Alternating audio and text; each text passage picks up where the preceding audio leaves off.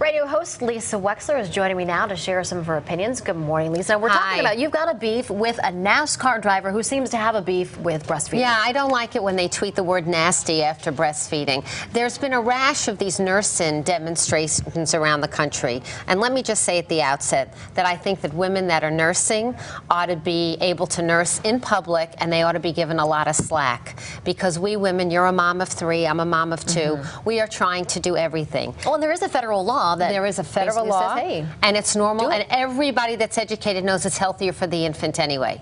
But more than that, 40% of moms now nationwide are single. 70% in the black community, 50% in the Hispanic community.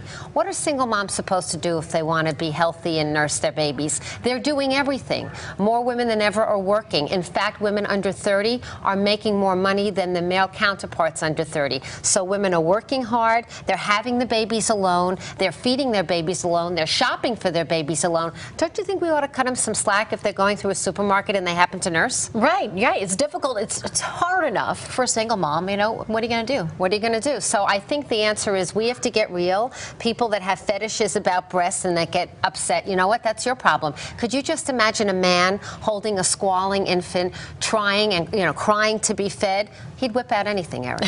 He'd whip out anything. Anything to make the baby stop crying. Anything to make the baby stop crying. Let's talk about this tweet that this NASCAR driver sent out. So he sent out a tweet that he was in a supermarket. He basically looked up and he saw that a woman was nursing, and he tweeted #nasty. After basically what he saw. After what he saw, he said nasty.